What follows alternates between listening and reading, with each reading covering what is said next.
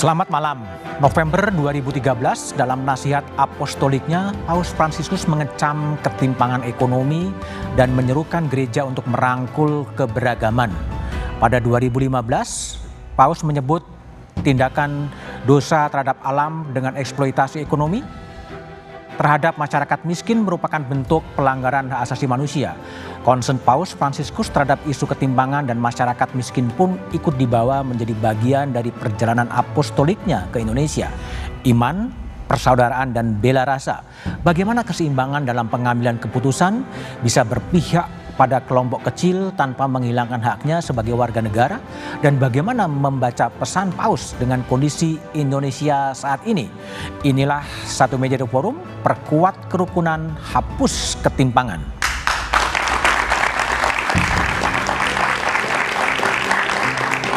Malam hari ini telah hadir di studio dari ujung sebelah kanan Ibu Tirta Sutejo, Direktur Penanggulangan Kemiskinan dan Pemberdayaan Masyarakat Bappenas. Malam Bu Tirta. Lalu kemudian ada Sukidi Mulyadi, pemikir kebinekaan. Malam Mas Sukidi. Malam Mas Sukidi. Dan kemudian di sebelah kiri saya ada Mas Teguh Dartanto, ekonom dari Universitas Indonesia. Dan di ujung sebelah kiri ada Romo Simon Lili Cahyadi, Ketua Sekolah Tinggi Filsafat Griar Kara. Sebelum kita mulai dialog, kita coba kutip terlebih dahulu bagaimana pandangan dari Paus Fransiskus melalui paket berikut ini. Those who are most wounded, oppressed, and even crushed are the poor. Gli anelli più fragili di questa catena. The weakest links in the chain. Dei poveri che stiamo celebrando. The World Day of the Poor, which we are celebrating, asks us not to turn aside. Di non aver paura. Not to be afraid. La sofferenza. To take a close look at the suffering of those who are most vulnerable. Itulah petikan pernyataan Paus Fransiskus dalam Misa Minggu 14 November 2021 lalu di Basilika Santo Petrus, Vatikan. Misa ini dihadiri 2.000 orang miskin dari berbagai belahan dunia. Bukan kali itu saja, Paus Fransiskus kerap menyinggung tentang kemiskinan kala berkhotbah. Paus yang selalu vokal membela kelompok miskin di seluruh dunia juga dikenal sangat anti perang, kekerasan, dan konsumerisme. Kiranya beliau juga punya misi kemanusiaan. Itu sudah kita bisa lihat dari hidupnya selama ini, pelayanannya selama ini, surat-surat yang beliau tulis, ensiklik yang beliau tulis. Sebagai pemimpin gereja Katolik sedunia, beliau sangat punya perhatian untuk terciptanya persaudaraan, kerukunan di berbagai tingkat, di gereja sendiri, di tengah masyarakat, di seluruh dunia. Beliau sangat sering mengungkapkan keprihatinannya terhadap banyak perang dan konflik yang terjadi, tapi juga mengajak kita untuk mengembangkan sikap bela rasa. Sejak menjadi paus pada 2013, Paus Fransiskus sering mengangkat isu mengenai kaum yang termarginalkan. Menurut Sri Paus, Gereja Katolik sudah seharusnya mengajak manusia untuk tidak berpaling dari orang miskin. Bahkan saat tiba di Indonesia, Paus Fransiskus menggunakan pesawat komersil, bukan pesawat jet pribadi. Paus pun tidak ingin ada penyambutan yang berlebihan, serta hanya menggunakan mobil sederhana layaknya masyarakat biasa. Selama kunjungan 4 hari di Jakarta, Paus Fransiskus bahkan tidak menginap di hotel, melainkan berada di kantor Kedutaan Besar Vatikan di Jakarta. Kedatangan Paus Fransiskus ke Indonesia akan tercatat dalam sejarah.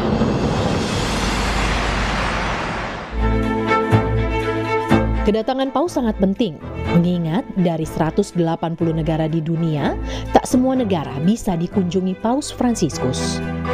Nilai kebinekaan, keberagaman, dan toleransi Indonesia akan menjadi sisi penting bagi tahta suci Vatikan dan Sri Paus.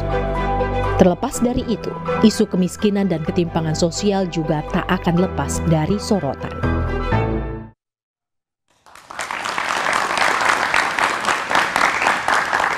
Ada isu kemanusiaan, ada isu ketimpangan sosial yang serius yang juga bisa memicu konflik sosial. Romo Simon, apa yang Anda baca dari pernyataan Paus Fransiskus soal ketimpangan?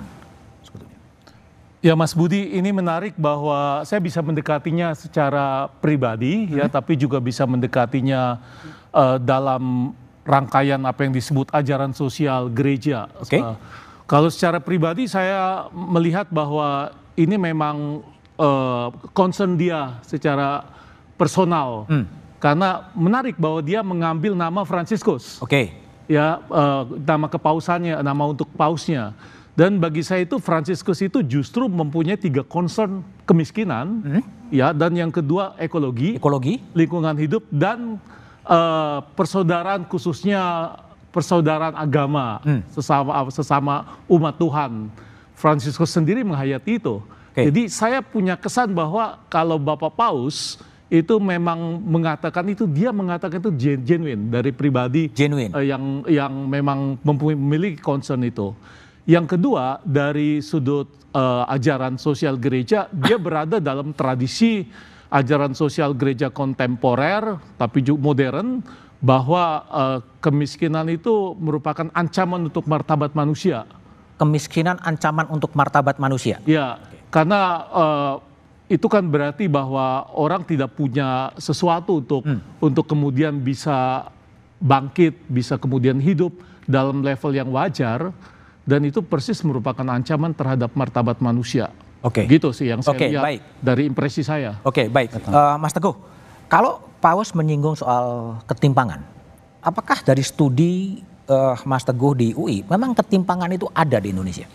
Ya, ini menarik ya, bahwa isu ketimpangan ini menjadi isu global dan juga Indonesia pada umumnya, dan saya sangat terima kasih nih Paus mengangkat isu ini untuk menjadi isu bersama, di mana isu ketimpangan ini kalau kita melihat data dari BPS mungkin dengan Gini ratio, ketimpangan Indonesia itu dalam konteks moderat, yaitu 0,379 di tahun 2024. Tetapi kita perlu melihat lebih mendalam dari sisi ketimpangan yang sifatnya yang lain ya, kepemilikan aset gitu.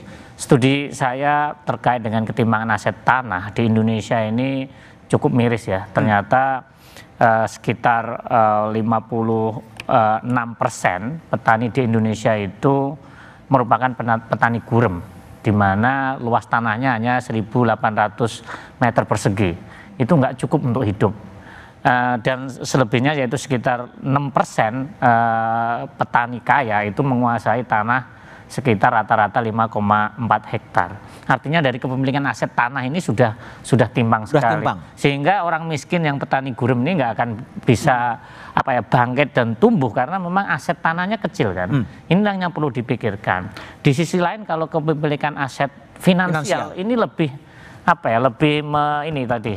memang benar nih terkait dengan martabat manusia ya, di mana studi saya itu menunjukkan bahwa ada 305 juta rekening atau 98,2% rekening itu hanya menguasai sekitar 14% total tabungan. Tetapi 0,03% atau 103.000 rekening itu menguasai 47,5% total tabungan. Artinya ini rata-ratanya adalah di atas 5 miliar. Sehingga kalau orang yang mempunyai aset finansial 5 miliar ke atas, sebenarnya diem aja dalam setahun kalau ditaruh di deposito aja bisa hidup gitu.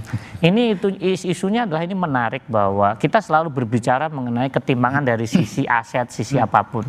Tetapi yang menarik yang perlu kita tegaskan lagi dan perlu menjadi solusi, nyari solusi adalah ketimpangan kesempatan. Ini yang paling kesempatan. Karena memang banyak dari anak-anak kita atau orang di Indonesia itu kesempatannya tidak setara. Kesempatan untuk memperoleh pendidikan yang berkualitas di Jabodetabek dengan saudara-saudara kita di Papua sudah timpang. Sehingga hasilnya apa? Yang dapat pendidikan berkualitas akan semakin bisa mengakumulasi pengetahuan dan aset ke depannya. Inilah yang harus menjadi solusi pemerintah kita ke depan, bagaimana kita menjamin kalau di dalam ini adalah equal opportunity, kesempatan yang setara seluruh anak bangsa untuk untuk menjadi sesuatu, sehingga bisa mengoptimalkan potensi dia yang ada. Baik, Mas Sukidi, ini observasi Anda, apakah memang masih banyak orang-orang penduduk Indonesia memang tertimpang dan termarginalkan sebetulnya? Lebih dari 25 juta rakyat Indonesia hidup dalam kemiskinan dan kondisi kelas menengah yang semakin memprihatinkan, memberikan arti tentang pentingnya kehadiran Paus Fransiskus. Pada 13 Maret 2013, seorang kardinal dari Brazil, Kardinal Claude Hammes, ya, memeluk Paus Fransiskus, memberikan ciuman dan membisikkan kata-kata, jangan lupakan orang miskin. Don't forget the poor. Don't forget the poor. Jangan lupakan orang miskin. Kata-kata itu betul-betul berada dan bersemayam dalam benak pikiran Paus Fransiskus. Dia teringat kata-kata itu. Dan yang ia pikirkan waktu itu hanyalah Fransiskus dari Assisi sekitar 8 abad silam di Italia itu. Seorang Fransiskus Assisi yang meninggalkan seluruh kemewahan duniawi, menyumbangkan seluruh harta miliknya, dan akhirnya hidup semata-mata untuk berjuang pada rakyat miskin itu sendiri. Dan itulah yang sebenarnya memberikan satu inspirasi yang menarik bagi Paus Fransiskus untuk panggil nama saya dengan Fransiskus. Dengan menyebut nama dia sebagai Fransiskus, itu memberikan satu pesan bahwa beliau adalah paus bagi orang miskin. Menjadi paus bagi orang miskin itu memberikan pesan bahwa pertama, ajaran Yesus itu sendiri. Yesus adalah satu model tentang kepedulian pada kaum pendosa, pada kaum epilepsi, pada kaum pezina, pada kaum mereka yang terpinggirkan. Jadi pada Yesus ada model untuk keberpihakan pada kaum miskin. Tapi juga lebih dari itu adalah pada murid-murid Yesus pada periode awal. Tentang bagaimana mereka peduli pada orang-orang miskin dan memberikan segalanya untuk kaum miskin. Dan lebih penting dari itu adalah ajaran sosial gereja. Ajaran sosial gereja yang terpenting dalam konteks kemiskinan adalah prinsip solidaritas itu. Solidaritas itu adalah wujud kasih untuk menjiwai penderitaan kaum rakyat miskin, bagian dari penderitaan kita. Sehingga kita hidup sebagaimana yang diderita oleh rakyat miskin, dan itu dijiwai betul oleh Paus Fransiskus. Paus Fransiskus sebelum dia diangkat menjadi paus, dia tidak memanfaatkan fasilitas kemewahan. Dia hidup di apartemen, dia tidak pakai sopir, tapi betul-betul hidup sebagai rakyat miskin, membersamai kaum miskin dan sekaligus memperjuangkan orang miskin. Sehingga kesederhanaan yang kita puja-puji ini itu adalah kesederhanaan yang otentik. Otentik ya? Iya, dan itu memang menjadi laku kehidupan dari Paus Fransiskus. Bukan kesederhanaan yang seperti terjadi pada Republik ini, di mana pemimpin menggunakan kesederhanaan sebagai topeng. Oke, topeng. Ya. Bu Tirta, saya ingin tanya dulu. Ada ketimpangan yang tadi Mas Teguh juga menyebutkan. Sebenarnya upaya-upaya pemerintah untuk mengatasi kemiskinan itu seperti apa, Bu? Ya, baik. Terkait dengan upaya yang dilakukan pemerintah sebetulnya sudah cukup banyak gitu ya Pak ya. Dan dalam 5 tahun ini Indonesia mencatat sejarah sebetulnya ya. Dengan kemiskinan di tahun 2019 ini sudah mencapai 1 digit. 1 digit? Ya, 9,41%. Dan walaupun kita kemarin mengalami pandemi COVID dan sempat naik lagi gitu ya sedikit, namun kemiskinan kemudian juga secara bertahap gitu bisa diturunkan, dan terakhir bulan Maret BPS merilis bahwa kemiskinan sekarang sudah di angka 9,03%. Dan ini dilakukan dengan berbagai program yang sudah dilakukan oleh pemerintah, baik reguler ya seperti PKH, kemudian BPNT, maupun ketika terjadi COVID, ini program-program yang dilakukan ini cukup responsif ya, seperti pemberian bantuan langsung tunai, kemudian juga perluasan dari program PKH dan BPNT yang sudah ada. Oke, baik. Problemnya adalah mengapa sebetulnya ketimpangan sosial dan kemiskinan masih ada di Republik ini? Jawabannya setelah jeda berikut ini.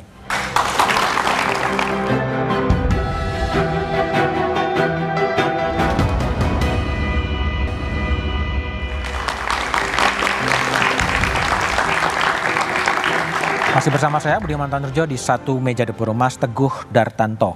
Apa yang membuat ketimpangan itu trennya justru kian melebar? Ya, salah satunya karena COVID ya. Artinya karena COVID ini terjadi sehingga tadi sampaikan bahwa kelas menengah semakin dalam tanda kutip kesejahteraannya menurun sehingga makan tabungan ya. Mantap sehingga ya sedangkan yang kelompok atas itu karena sifat pekerjaannya bisa work from home, bisa jarak jauh sehingga sebenarnya pendapatannya tetap, tetapi pengeluarannya kan COVID menurun sehingga gap dari aset finansial itu semakin lama semakin naik. Itu yang pertama. Yang kedua adalah terkait tadi seperti saya sampaikan bahwa ketimpangan ini semakin melebar karena terjadi ketimpangan kesempatan itu sendiri. Ketimpangan kesempatan? Ya, kesempatan untuk belajar, kesempatan sekolah, kesempatan misalnya akses digital. Ketimpangan akses digital ini beda sekali. Kelompok yang paling 10% termiskin itu hanya aksesnya sekitar 30%. Sedangkan paling kaya itu sekitar 85%. Sehingga ketika dalam ada ketimpangan digital selama pandemi, berarti yang kaya bisa belajar, yang miskin nggak bisa belajar. Ini yang membuat nanti terjadi akumulasi bahwa terjadi ketimpangan dari knowledge itu sendiri. Yang kaya semakin pintar, yang miskin ya stagnan. Ketika akumulasi knowledge-nya sudah timpang, maka kedepannya adalah kesempatan kerjanya juga berbeda. Yang miskin nggak akan pernah bisa bekerja yang di pekerjaan yang layak. Inilah yang perlu menjadi solusi menurut saya. Selain kita berbicara ketimpangan sebagai output, tapi kita harus fokus bagaimana memberikan kesempatan yang setara kepada seluruh anak bangsa dengan berbagai kesempatan untuk mengoptimalkan potensi yang ada. Oke, baik Mas Teguh. Bu Tirta, ini kan ada analisis yang Pak Teguh mengatakan bahwa ada ketimpangan aset finansial, ketimpangan agraria, dan ketimpangan kesempatan. Bagaimana pemerintah akan merespon kalau memang itu menjadi faktor yang memang harus diselesaikan? Ya, untuk mengatasi ini ya dan untuk mencapai tujuan bernegara kita seperti yang kita ketahui Indonesia Emas 2045 ini salah satu tujuannya adalah mengurangi ketimpangan dan mewujudkan kemiskinan yang sudah tidak ada lagi di Indonesia, mendekati 0%. Dan ini dilakukan melalui integrasi beberapa program, bukan hanya bantuan sosial saja, tapi juga perlindungan sosial, kemudian pemberdayaan, dan juga penyediaan infrastruktur serta layanan dasar kepada masyarakat dan diutamakan, diprioritaskan kepada masyarakat yang miskin dan rentan. Dan kalau ini bisa terjadi, ini berarti kan diharapkan nanti masyarakat yang benar-benar membutuhkan, tadi seperti yang Pak Teguh sampaikan, ini bisa mendapatkan akses terhadap layanan, kemudian pendidikan, maupun kesempatan bekerja. Oke, baik. Kalau Romo Simon, ini kedatangan Paus dan Paus mengangkat isu soal gap, soal ketimpangan, bagaimana itu didomestifikasi? Apa yang harus dikerjakan, dipelajari dari Paus untuk menjawab berbagai persoalan tadi sebenarnya? Dari informasi tadi itu sangat menarik ya, bahwa ketimpangan kesempatan, ketimpangan akses pendidikan, itu kan sebenarnya masuk dalam ranah yang lebih struktural daripada personal. Dan di sini menurut saya impuls dari Bapak Paus itu menjadi penting, bahwa persoalan kemiskinan, persoalan ketimpangan itu bisa didekati secara individual, tapi bisa secara struktural. Secara individual begini, kalau saya punya siswa misalnya 20, satu orang nggak naik kelas, itu bisa sebut individual karena dia malas. Mungkin juga kalau miskin. Tapi kalau misalnya saja banyak, seperti tadi disebut sekian %, itu kan berarti masalahnya bukan karena dia malas atau miskin, bukan karena persoalan individual, melainkan struktur kita yang memang belum menjamin keadilan. Mungkin struktur kita menjamin hanya orang yang mempunyai akses itu orang-orang yang memiliki kekuasaan atau dekat dengan kekuasaan. Atau mungkin dia dekat dengan kekuasaan itu yang bisa membuat dia bisa sekolah ya, atau bisa kemudian memiliki banyak akses.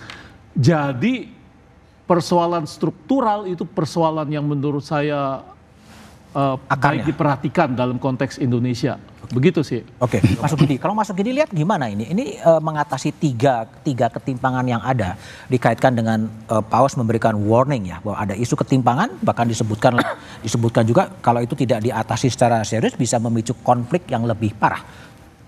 Gimana Anda lihat itu? Paus akan memberikan jawaban pada tirani dari pasar bebas itu sendiri. Tirani pasar bebas. Ya.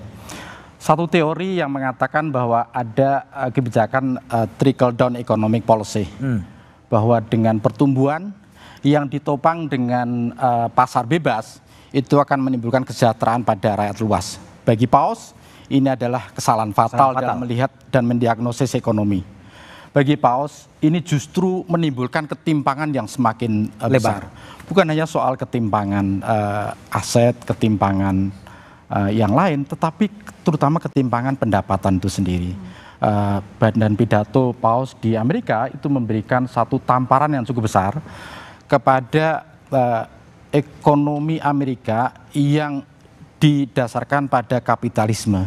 Dan bagi Paus ini adalah tirani baru terhadap keadilan sosial, terhadap kemanusiaan universal itu sendiri. Itu pertama.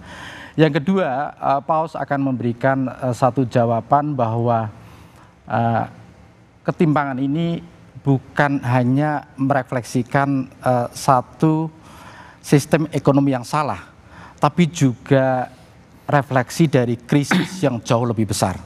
Ini bukan hanya soal krisis ekonomi, ini bukan hanya soal krisis tentang budaya, tapi lebih parah dari itu. Paus akan menyebutnya sebagai a crisis of humanity. Crisis of humanity, krisis kemanusiaan. Krisis kemanusiaan karena apa? Karena rakyat miskin tidak memperoleh penghidupan yang bermartabat, tidak memperoleh pendidikan yang terhormat, dan juga tidak memperoleh akses pendidikan yang berkualitas itu sendiri. Oke, baik. Mas Teguh, tadi kalau analisa Mas Sukidi kan ini ada problem soal sistem ekonomi. Bahkan Paus kan the tyranny of the capitalism sebetulnya. Kalau menurut Anda konteks Indonesia ini gimana sebetulnya yang salah? Ya, dalam konteks Indonesia ini memang pola pembangunan kita dalam tanda kutip ini pertumbuhan ekonomi kita memang kurang inklusif ya. Kurang inklusif. Artinya memang pertumbuhan itu tidak dinikmati secara merata oleh seluruh masyarakat, sehingga pertumbuhan ekonomi kita saat ini itu dalam tanda kutip lebih banyak dinikmati oleh kelompok yang top 20. Top 20. Ya, artinya mereka menikmati pertumbuhan yang ada, sedangkan kelompok miskin dengan berbagai support tadi yang telah disampaikan oleh Bu Tirta memang menikmati dengan berbagai bantuan yang tadi memang menikmati, tapi kelas menengah kita memang berdarah-darah saat ini. Data laporan BPS terakhir itu juga menunjukkan bahwa kelas menengah kita menurun secara jumlah. Ini artinya kalau kita biarkan yang seperti ini, yang kaya tadi top 20 sangat melejit pertumbuhannya, yang tengah nggak berkembang, yang bawah berkembang tapi nggak bisa naik, nanti saya khawatir bahwa yang terjadi ini terjadi divided society, di mana nggak ada yang di tengah tetapi hanya yang di bawah sama yang di atas. Inilah yang memang perlu ditopang karena selama 5 tahun terakhir pertumbuhan ekonomi kita itu banyak dinikmati oleh pemilik modal. Pemilik modal. Bukan pekerja. Pekerja sampai saat ini dibandingkan tahun 2019 sampai saat ini itu masih belum pulih kembali sebenarnya. Tetapi pemilik modal yang menikmati banyak dari pertumbuhan ekonomi ini. Ini yang perlu dikoreksi. Bu Tirta, ini ada divided society, yang the rich akan makin richer gitu, yang have not ya makin ke bawah. Apakah Bappenas juga punya kajian bagaimana mengatasi sebuah kesenjangan itu sebetulnya? Ya, tentunya kami akan fokus ya untuk masyarakat yang ada di kesejahteraannya terbawah dengan program-program yang disesuaikan juga dengan tingkat kesejahteraan. Kemudian kita memastikan ini nanti ada graduasi Pak dari masyarakat miskin, kemudian bisa naik rentan, kemudian dengan program-program pemberdayaan ekonomi gitu ya, nanti diharapkan juga bisa lebih mandiri lagi untuk menuju ke kelas menengah. Jadi ada integrasi antara program perlindungan sosial, kemudian program pemberdayaan yang juga disesuaikan dengan kelas ekonominya, dan ini diharapkan nanti bisa memperkuat gitu ya kemandirian masyarakat dan juga dari sisi ekonominya supaya bisa tergraduasi dan benar-benar lepas dari kemiskinan. Oke, baik. Satu hal yang bisa dipelajari dari Paus Fransiskus adalah kesederhanaan. Beliau tidak menginap di hotel, ya, tidak menggunakan jet pribadi, tapi memilih tinggal di Kedutaan Besar Vatikan. Apa yang bisa dipelajari dari Paus? Kita bahas setelah jeda berikut ini.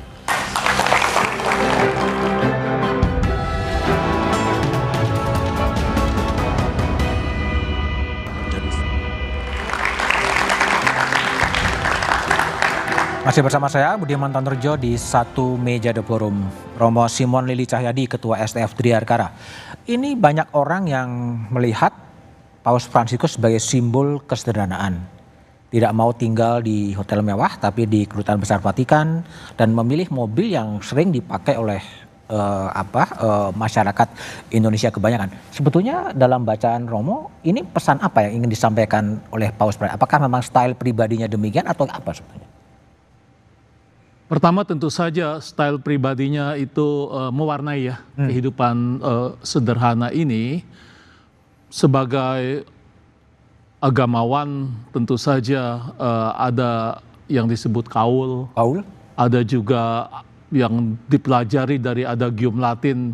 Orang hanya bisa meyakinkan kalau bicara tentang kemiskinan, bicara tentang kesenjangan. Kalau sendiri memang hidup memberi kesaksian tentang betapa pentingnya kemiskinan. Itu ada adagium dalam bahasa Latin, verba docent exempla trahunt. Kata-kata itu mengajar, menjelaskan, membuat orang mengerti. Tetapi yang menarik itu bukan kata-kata. Yang menarik itu teladan. Teladan, walk the talk. Iya, maka kalau misalnya hanya bicara saja orang bisa macam-macam teori. Tetapi kalau teladannya sendiri nggak memberikan kesaksian seperti itu pasti tidak meyakinkan. Nah bagi saya Paus itu memberikan penghayatan itu yang nyata. Tadi saya kira yang membuat orang banyak kagum, orang Indonesia kagum terhadap Paus ini bahwa dia hidup sederhana sekali, tidak flexing. Ya. Tidak flexing? Tidak flexing seakan-akan harus dipamerin semuanya kan. Termasuk pamer relasi, kemudian pamer barang-barang ya. Ini menurut saya relevansi dari agama di Indonesia itu kelihatan dari seberapa dia itu berpihak menunjukkan perhatiannya kepada orang miskin dengan cara sederhana. Kalau kaum agamawan hidupnya sendiri misalnya dengan macam-macam kemewahan, saya yakin bahwa itu tidak meyakinkan orang untuk kemudian juga bisa mengikuti agama itu dengan betul. Paus menurut saya contoh paling simpel bagaimana kehidupannya dijalani sebagai teladan untuk kesederhanaan. Itu menyebutkan bahwa walk the talk ya, apa yang dikatakan itu apa yang dikerjakan juga sebetulnya. Ya, betul. Oke, Mas Ukidi, kalau kita lihat apa yang walk the talk ya, artinya apa yang dikatakan itu juga sama yang dikerjakan. Kalau dalam konteks Indonesia, apakah memang konsistensi satunya kata dan perbuatan di Indonesia menjadi sesuatu yang relevan dan seharusnya ada di kalangan penyelenggara negara di Indonesia? Idealnya demikian, tapi yang terjadi justru sebaliknya. Kemunafikan menjadi sesuatu yang biasa terjadi dan diterima secara luas sebagai satu banalitas. Banalitas, ya. Hipokrisi. Jadi ada kemunafikan yang dipertontonkan secara terus terang, menjadi budaya, diterima secara luas, sehingga seolah-olah ia dibenarkan menurut kultur kita. Padahal itu adalah satu kejahatan itu sendiri. Kejahatan tentang kemunafikan yang itu sebenarnya dikutuk oleh Paus Fransiskus. Pada figur Paus Fransiskus, saya justru melihat mata air keteladanan yang itu ditunjukkan dalam laku kehidupan yang sederhana, dan kesederhanaan Paus Fransiskus itu adalah kesederhanaan yang otentik, yang tidak dipakai sebagai instrumen untuk menipu daya rakyat. William Shakespeare menyebut sebagai fraudulent populism, populisme yang biar kelihatannya dekat dengan rakyat, tapi sebenarnya menipu daya rakyat. Dengan kata William Shakespeare, pemimpin yang tidak bermoral tidak bisa diharapkan untuk mengentaskan rakyat dari kemiskinan. Pada diri Paus justru sebaliknya. Dia menghadirkan satu keteladanan dalam laku kehidupan yang otentik. Keteladanan itulah yang tercermin pada hidupnya yang sederhana, tapi juga lebih penting dari itu adalah kesederhanaan yang ia tampilkan adalah cermin dari rakyat yang ia asuh. Rakyat miskin yang perlu suatu hal yang membuat mereka teduh untuk hidup bersama Paus itu sendiri. Karena itu hal terpenting yang juga kita perlu sadari bahwa Paus bagi saya menghidupkan persepsi tentang orang miskin. Pada zaman Yesus, orang miskin, orang yang kurang beruntung, itu dipersepsikan sebagai orang yang tidak dikasihi oleh Allah itu sendiri. Nah, Yesus justru bersikap sebaliknya, bahwa justru orang miskinlah orang yang dikasihi Allah.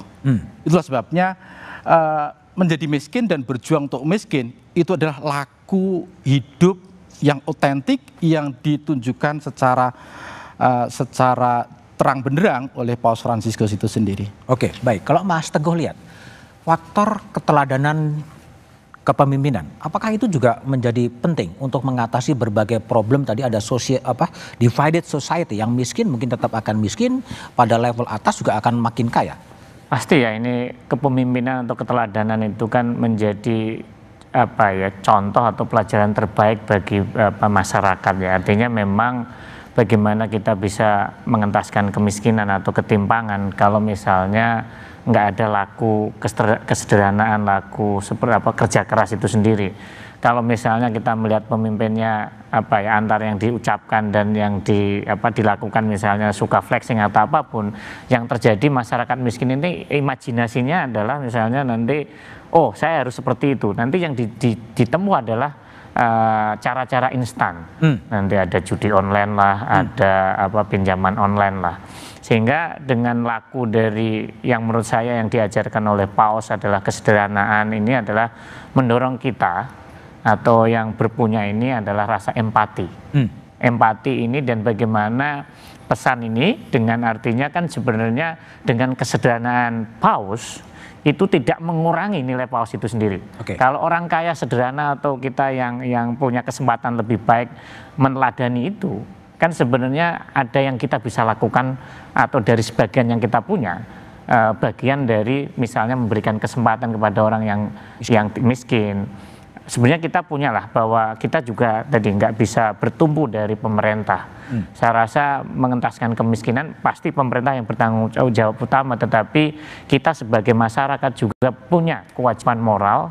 Kalau saya ngomong kalau perusahaan itu ada corporate social responsibility, kita juga ada individual social responsibility, bagaimana kita bersama-sama mengentaskan kemiskinan atau mengurangi ketimpangan. Salah satunya misalnya kalau kita punya yang namanya asisten rumah tangga, kalau punya anak atau apapun bisa kita sekolahkan, kita bisa dorong kuliah. Ini kan bagian dari upaya individual bersama. Responsibility. Individual social responsibility menurut saya ini penting. Oke, Bu Tirta. Jadi kalau tadi sekedar menyinggung dari Paus, warga miskin adalah harapan. Bagaimana sih sebenarnya komitmen dari pemerintah untuk betul-betul mengentaskan 25,2 orang Indonesia yang memang masih miskin sebetulnya? Bagi kami ini kehadiran Paus ini sangat relevan gitu ya, dan juga memberikan dorongan positif bagi pemerintah, khususnya kami di Bappenas gitu, untuk mengoptimalkan semua program yang ada, dan juga pengingat bahwa masyarakat miskin ini bukan hanya sebagai objek dari pembangunan, tapi juga sekarang kita berubah paradigmanya, menempatkan masyarakat, khususnya masyarakat miskin sebagai subjek, sehingga bisa berkontribusi dalam pembangunan. Kemudian juga dengan kontribusi dan partisipasinya, tentunya program-program yang dilaksanakan oleh pemerintah ini juga lebih tepat sasaran lagi, sesuai dengan kebutuhan dari masyarakat, dan diharapkan dampak dari pembangunan ini juga bisa dirasakan oleh seluruh masyarakat, termasuk masyarakat yang miskin dan rentan. Oke, bagaimana kemudian menjaga agar pesan-pesan Paus Fransiskus ini bisa relevan dan bisa dikerjakan? Kita bahas setelah jeda berikut ini.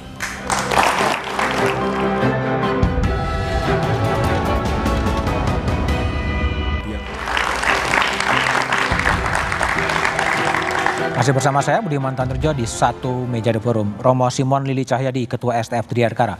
Sudah menjadi kebiasaan ketika tamu datang, dalam konteks ini adalah Paus, menyampaikan pesan-pesan, besok misa dan kemudian Jumat pulang dan kemudian dilupakan.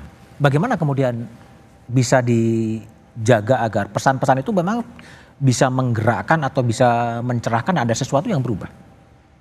Ya, bagi saya ada 3 pesan penting yang saya peroleh ya dari sesuai dengan waktu saya memberikan masukan tadi dari Paus Fransiskus itu dengan nama Fransiskus. Pesan dasarnya tentu saja persaudaraan, ya. Tetapi persaudaraan ini mendapat bentuk spesifik dalam 3 hal, misalnya persaudaraan satu dengan persaudaraan orang miskin, ya. Jadi bahagia bahwa kita itu mempunyai Allah, mempunyai Tuhan, artinya berdasarkan keyakinan religius ini. Jadi bukan harta yang paling penting yang bisa difleksingkan, tetapi kesederhanaan hidup di situ. Jadi ini yang pertama yang kelihatan dalam persaudaraan, kesetaraan setiap orang. Yang kedua itu menurut saya, besok nanti kan ada acara juga dengan kaum muslimin, ya, ketika dia akan mengunjungi Istiqlal. Ini menurut saya juga dilakukan oleh Fransiskus Assisi dulu. Dia satu-satunya, ya bukan satu-satunya, artinya pribadi yang sangat mempesona karena dia berani mendekati Malik El-Karim, itu Sultan Muslim yang waktu itu dalam konteks perang salib ya.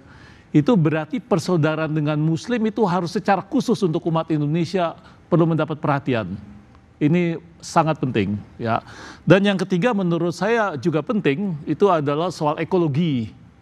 Ya, Fransiskus Assisi itu dikenal dengan persaudaraannya terhadap semua makhluk, termasuk ekologi dalam arti binatang dan juga bulan dan bintang, pokoknya jagat raya ya. Terkenal dengan itunya Gita Sang Surya. Terpujilah engkau saudara matahari, saudari bulan, termasuk juga saudara bunga ya. Jadi persaudaraan jagat raya ini itu menurut saya pesan yang sangat penting yang juga mau ditinggalkan oleh Bapak Paus untuk kita. Saya kira 3 hal ini perlu kita pelajari. Baik, Romo Simon. Bu Tirta, banyak isu. Kalau dari penangkapan Bappenas, ada isu ketimpangan, ada isu kemiskinan, ada isu keadilan. Apa yang bisa dipetik oleh Bappenas dari kunjungan Paus Fransiskus hari ini dan besok dan kemudian Jumat? Ya.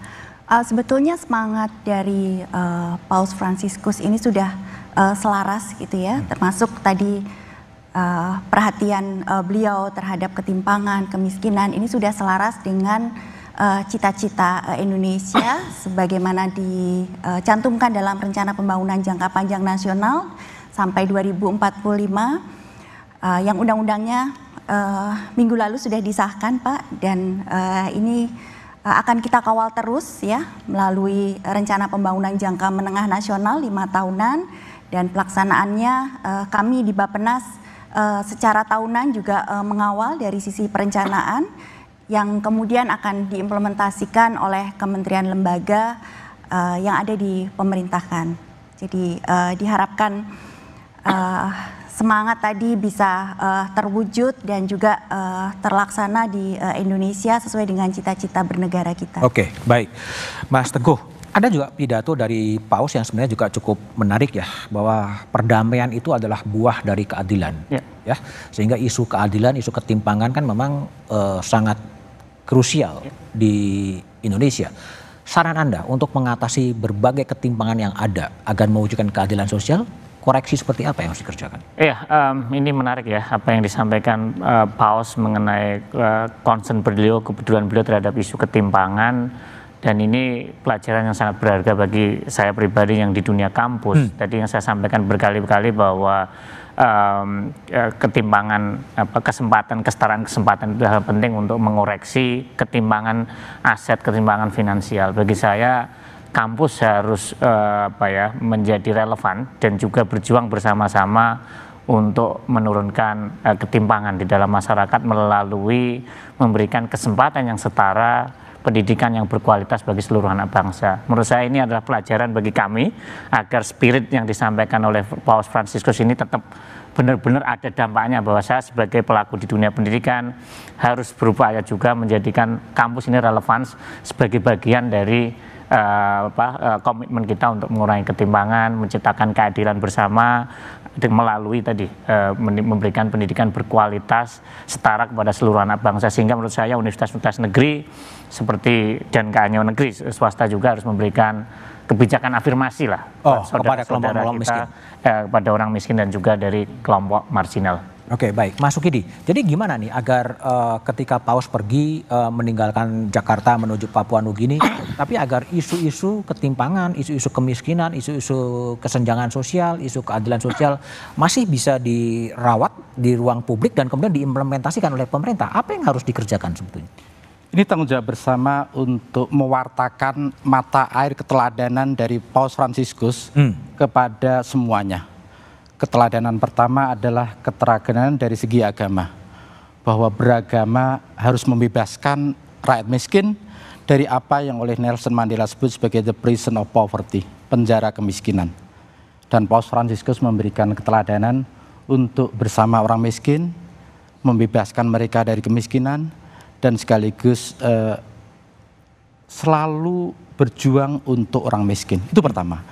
Yang kedua adalah kepada mereka yang memegang jabatan publik, maka pesan Paus Fransiskus dalam anjuran apostoliknya patut kita simak dan patut diwujudkan dalam tempo yang sesingkat-singkatnya. Jadilah suci dengan bekerja semata-mata demi kebaikan bersama, tidak untuk keuntungan sendiri. Itu pesan yang patut kita renungkan, terutama kepada penyelenggara negara, bahwa bekerja dalam kekuasaan itu semata-mata untuk kebaikan bersama, bukan untuk keuntungan sendiri, apalagi keluarga. Dan ini mengingatkan saya pada pidato Bung Karno pada 1 Juni 1945. Saudara-saudara, apakah kita hendak mendirikan negara Indonesia merdeka di mana kaum kapital merajalela, atau kita hendak mendirikan negara Indonesia di mana rakyat sejahtera? Rakyat sejahtera secara bersama itu adalah pesan pendiri Republik ini. Dan ini selaras dengan pesan Paus Fransiskus tentang co-prosperity, tentang kesejahteraan bersama yang harus dinikmati secara setara oleh seluruh umat di dunia. Karena itu kesejahteraan bersama ini sebenarnya memberikan pesan penting tentang bagaimana Katolikan dan keindonesiaan itu menjadi satu kesatuan yang tak terpisahkan. Dan itulah pesan yang harus selalu kita ingat, bahwa menjadi seorang Katolik berarti peduli pada tanah air. Menjadi seorang Muslim berarti peduli pada tanah air. Menjadi seorang Buddhis berarti peduli pada tanah air. Oke, baik Mas Sukidi, Bu Tirta, Mas Teguh, dan Romo Simon. Kurangnya komitmen sejati berorientasi ke depan untuk menerapkan prinsip keadilan sosial mengakibatkan sebagian besar manusia terpinggirkan tanpa sarana menjalani hidup yang bermartabat dan tanpa perlindungan dari ketimpangan sosial yang serius bisa memicu konflik parah.